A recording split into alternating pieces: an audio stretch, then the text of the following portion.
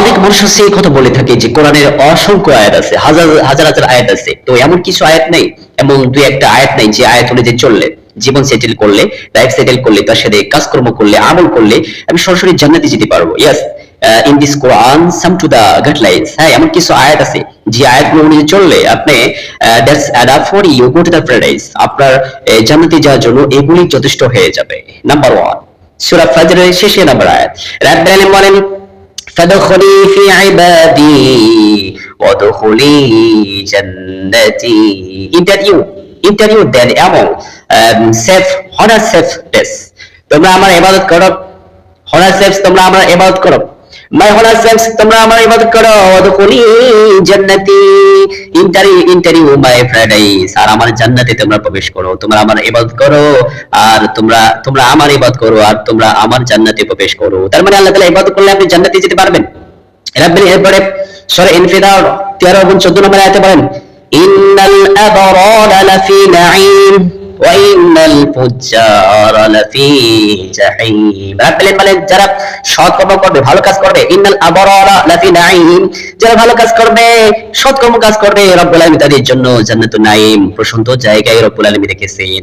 ওয়া ইন্নাল ফুজ্জারা লাফি জাহিম, আর যারা দুষ্কর্ম করবে, যারা ভালো কাজ করবে না, খারাপ কাজ, অশ্লীল কাজ করবে, আল্লাহ তাআলার বিরুদ্ধে কাজ করবে, রব্বুল আলামিন তাদের জন্য জাহিম নামে দোজখে রব্বুল আলামিন প্রবেশ করে দিবেন। নাউযুবিল্লাহ। এরপরে রব্বুল আলামিন সূরাতুল হাশর 7 নম্বর আয়াতে বলেন وما آتاكم الرسول فأخذوا وما نهاكم عنه فانتهوا واتقوا الله إن الله شديد العقاب। আমার নবীজি যা এনেছে তা তোমরা গ্রহণ করো, আর যা থেকে নিষেধ করে তা থেকে তোমরা বর্জন করো, আর আল্লাহকে ভয় করো, কারণ রব্বুল আলামিন হচ্ছে কঠিন শাস্তি প্রদানকারী। তোমরা যদি রাসূল সাল্লাল্লাহু আলাইহি ওয়াসাল্লাম কথা অনুযায়ী চলো তাহলে তোমরা কঠিন শাস্তি থেকে তোমরা বেঁচে থাকতে পারবে। এরপরে সূরাতুল বাকারা 38 নম্বর আয়াতে রব্বুল আলামিন সাইয়েদনা আদম আলাইহিস সালামকে যখন সৃষ্টি করলেন, এরপরে ইবলিসে ধোঁকায় পড়েছিল, পরে যখন গন্ধব ফল খেলেন, খাওয়ার পর যখন টয়লেট পায়খানা চাপ দিল, এর রব্বুল আলামিন বলেন কুল্লা হাবিতু মিনহা জামিআন ফাইম্মা ইয়াতিয়ান্নাকুম মিন্নি হুদান ফামান তাবিআ হুদায়া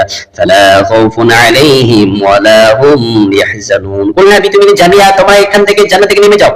ওয়া ইবলিস, আদম, হাওয়া আলাইহিস সালাম, এখানে জামিআ শব্দ ব্যবহার করেছে, মানে প্রত্যেক মানুষকে ব্যবহার করা হয়েছে, কারণ আমরা সবাই যারা পৃথিবীতে এসেছি, আমরা সাইয়েদনা আদম আলাইহিস সালাম পৃষ্ঠ প্রদেশ থেকে আমরা এসেছি। জামিয়া, আল্লাহ তাআলা এখানে জামিয়া শব্দ ব্যবহার করেছে, তোমরা এই জান্নাত থেকে নেমে যাও। ফাইম্মা ইয়াতিয়ান্নাকুম মিন্নি হুদা ফামান তাবিআ, আদম আলাইহিস সালাম বললেন, হাওয়া আলাইহিস সালাম বললেন আল্লাহ দুনিয়াতে যাই কি করব, তখন আল্লাহ তাআলা বললেন আমার পক্ষ থেকে মেসেজ আসবে, আমার পক্ষ থেকে উপদেশ আসবে, ফাইম্মা ইয়াতিয়ান্নাকুম মিন্নি হুদা ফামান তাবিআ হুদায়া, আর যে ব্যক্তি আমার উপদেশ অনুযায়ী চলবে, ফালা খাউফুন আলাইহিম there shall be no them, there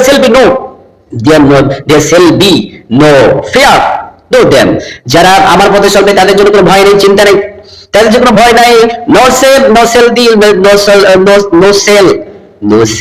grief, আল্লাহ তাআলা তাদের জন্য কোনো ভয় রাখবে না, রব্বুল আলামিন তাদের জন্য রব্বুল আলামিন জান্নাত রেখেছে।